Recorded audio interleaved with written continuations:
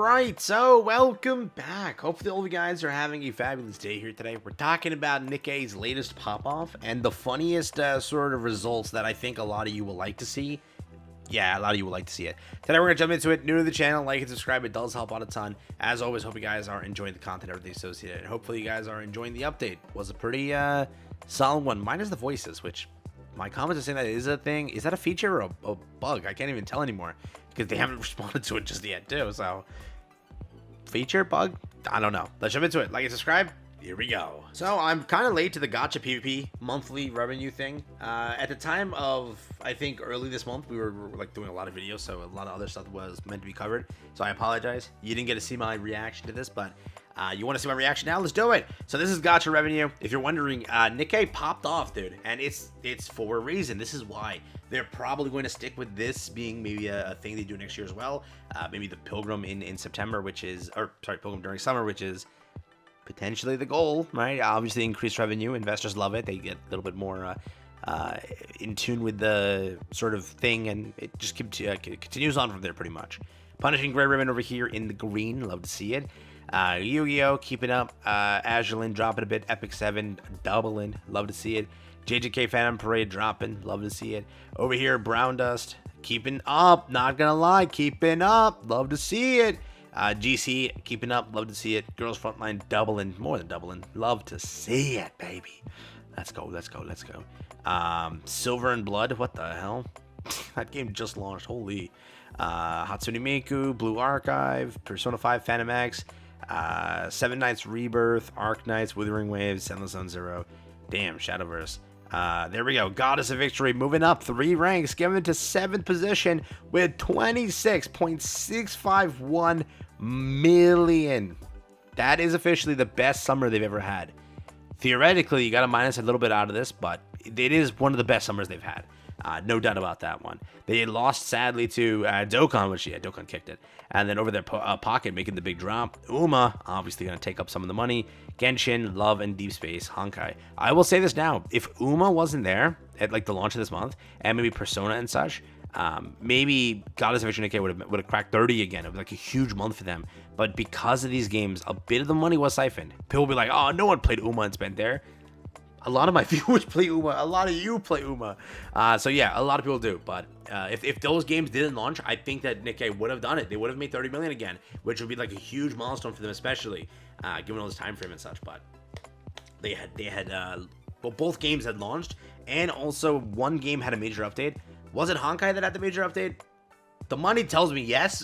Is it Honkai? Yeah, that had a major update, so that also siphoned a bit of the money, but they did very good. And you want to know what the breakdown is? Here's the irony of it all. So first, if you're wondering like what it consisted of, it consists of Doro, it consists of E-Leg, it consists of the reruns, mainly Sakura, not Rosanna, because she kicked up on the 31st. So people told me that Doro was the highlight that made the money. Bullcrap. It's Red Hood, or Rapid Red Hood. You know why?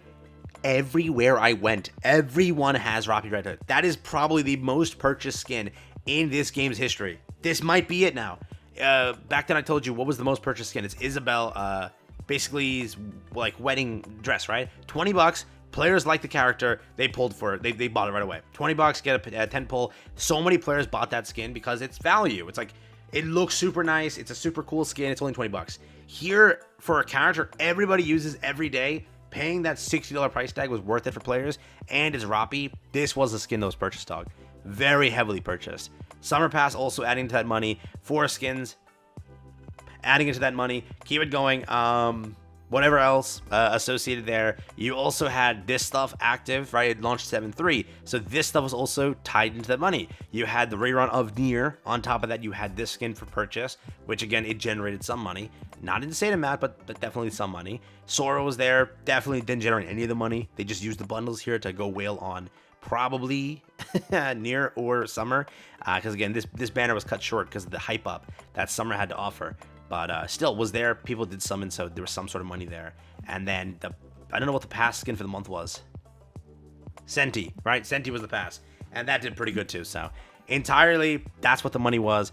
A very, very big chunky number of 26 million. Now you're wondering, how much did CN do? CN, by the way, did a measly 2.75 total. That's why we said, like, what happened? Stellar Blade was not that good. Stellar Blade did about that much. Global, right? 8 million was eaten up by CN. Summer pissed on CN, literally. Summer accumulated 25 there, 2.7 there. So, yeah.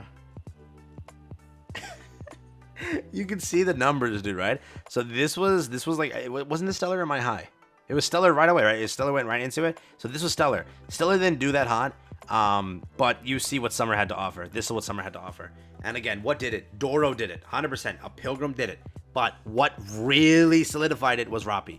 Roppy solidified it for a lot of players. They enjoyed. And whatever it is, E-Leg, they knew what to do. They knew that why is Doro always on merch? She's a popular character. One of the most popular. Why is E-Leg always on merch? She's like another super popular character. Get ready. I am not joking. You're probably guaranteed this. Clip this for 2026. At the end of the year, you can yell at me. You're in 2026. You're getting 1 billion% a Breddy altar. That is how exciting Breddy is. She's already being marketed so heavily. She's gotten a statue. She's getting a figure. She's also on every merch drop coming soon. Breddy won over apparently the Western audience. They said in the KR articles, and because of that, you're gonna get 100% 2026 a Breddy altar. You're getting it. That's how hyped Breddy is. Like E-Leg, that's how hyped she is. So they picked the perfect update to win them over. And, yeah, CN got sort of dookied on. Very big drops, by the way. Yes, they didn't have a major update. That is the fact that you have to say. But they still had the collab, I'm pretty sure. Right? 7-3, the collab kicked up for them as well. So they had the collab, but nothing else after that. So let me know what you think. Let me know where you stand on this. But it's a W to Nikke. I hope that the money doesn't go to their head. And they're like, you know what? Full send. Pilgrim banners every seasonal update now. I hope that that's not a thought process they have. It's just if they were to make a solid update, make some solid characters, make some solid things like that, you can definitely have it. I know that there was a lot of also criticism in this update. Storytelling, commander aspects, minigame nobody complained about. That was the good thing. The freebies and everything, people wanted more and more. That KR drama happening also was that was a thing too. Everything was again a bit iffy here and there, but there was some solid stuff of it. Mainly the highlight that I think that players really got won over with was Roppy herself being this, obviously Doro, and then obviously again E-Leg. But that's not just it. You have to realize that it also counts the Rerun collab, which did pretty good for them probably, right? Combining both those things together, they did good. So in money wise, but hopefully again they don't think to keep doing this, but given this number, they probably will. They probably will here and there be incorporating more reruns. I'm guaranteeing you the September number is going to be so good for them. This is like a last minute thing to improve investors. Like, hey, see, we had some bad months this year, but look at this. Because remember, how much money is 6 reruns going to make? Yeah, it's going to make a lot of money. Plus that Exia skin. Plus you're probably going to get a gacha skin next month because you did get one this month. And then if you do get money update, that'll probably be a 20 million plus update. 6 reruns. That's a lot. Here you had 2 reruns, and then the third rerun, 2 limiteds. That's what made the 26 million, along with this big gacha skin. So, and then you get all the skins there. So, let me know. Let me know. I'll wrap it up there. Take care. Have fun. But funny, all of that CN love, and look where CN went. All that CN prioritizing a little bit, and that's the number they ended up getting. So, RIP. But yeah, take care. Peace out. That's been it for me.